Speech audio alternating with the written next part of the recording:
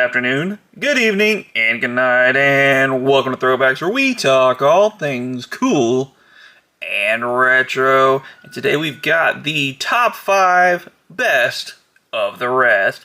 Now throughout the year we unbox tons and tons of figures. As you see, we have I think like 800 videos right now on the channel, and we do post new content every single day. And with that comes a whole lot of figures, and through that we get some things that aren't really in our major collecting things, the main things that me and Uncle BJ do collect, such as G.I. Joes, Transformers, wrestling, Star Wars. So those are kind of like the 4 main things that we really get into. So anything that's kind of sublined, smaller toy outlets, or other ones that are just really big and just don't quite fit into what we collect on a completely normal basis to really gather a ton of figures to really even make a top 5. This is where those fall into. And starting here with a bonus, and this is the Mondo's Real Monsters set here. Some of them are missing, they're still on the shelves, but just as a representation, this is kind of a bonus one.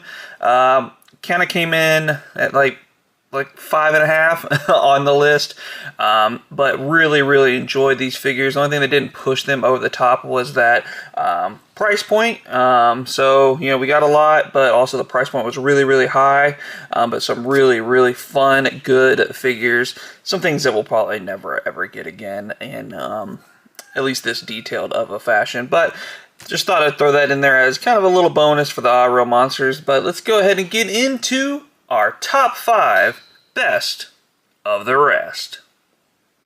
And coming in at number 5 is the one of 1,000, maybe one of 500 exclusive Matt Cardona Big Rubber Guy. Obviously this is a toyetic figure, pops really good on the shelf.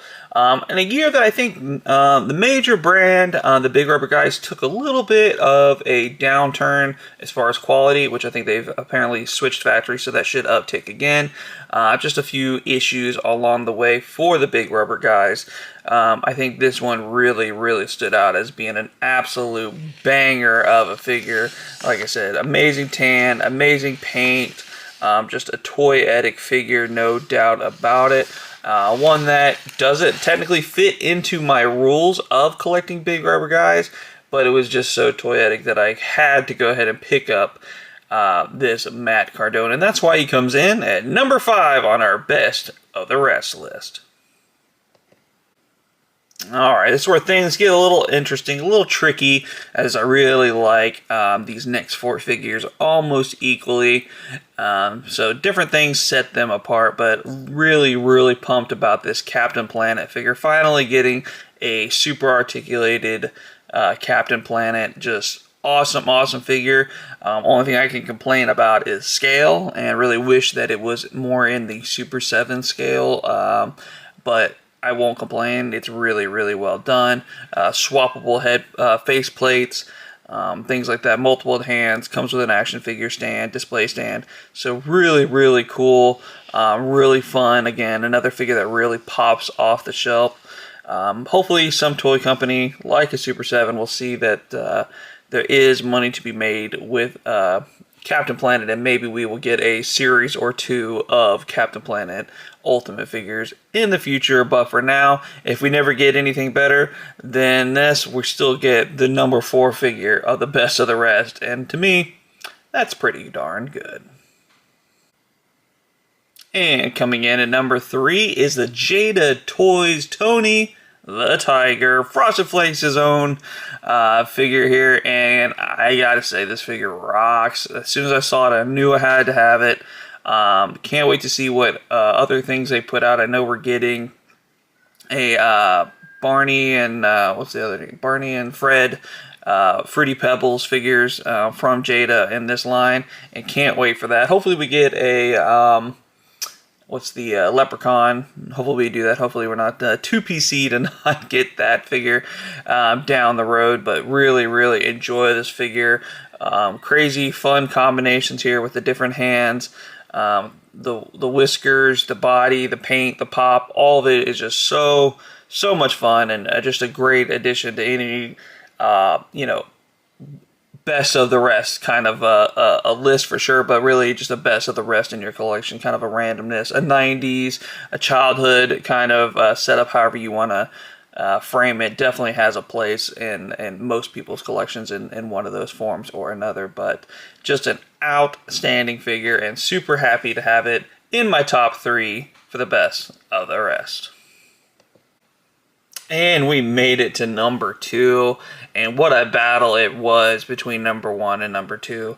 Had to fight a little bit of recency bias. Wasn't sure if that was what was going on, or if I really thought the number 1 was the number 1, but I think it is. But this was a very 1A close second here for the number 1 place and the best of the rest list this year, and that is the OG, for most people's OG, Superman figure here.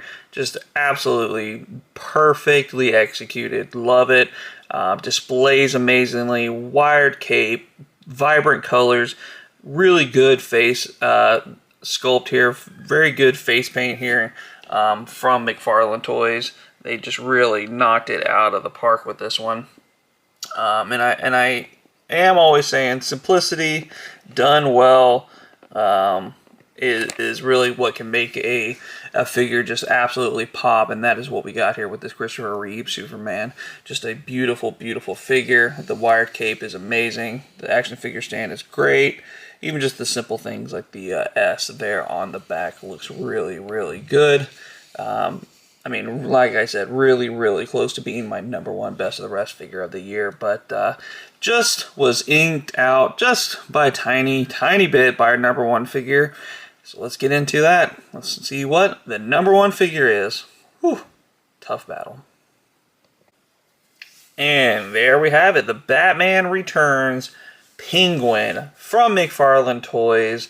Just too dang good. Like I said, I had to kind of fight the recency bias. Didn't know if that is what was kind of like, you know, influenced me. You never know. You have a good figure. You're like, oh man, that was so good. And you kind of forget about all the guys you've gotten throughout the year. And that does happen. But I think this one is very, very deserving of the top spot in this list. Accessories, paint applications, really getting the essence of the figure. I mean, he's a hefty boy. I mean, the nose, look at the point on that nose, the face, the color, the shading, the coat that they went with here is just thick, good quality. Just a beautiful, beautiful figure and an absolute centerpiece of my Batman collection. No doubt about it. I think this is hard to argue for a best of the rest list.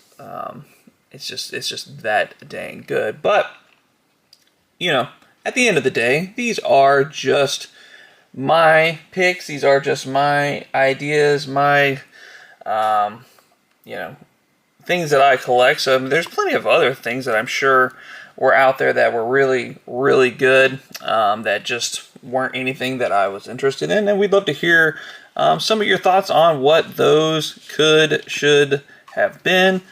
Is there anybody on this list that I put in here that you're just like, what? Those figures are terrible? I would like to hear that. Like, what figure, if you think a figure on here is absolutely terrible and just overall not good, we'd love to hear about that, because I'd be curious to see what you guys think. Let us know in the comments down below.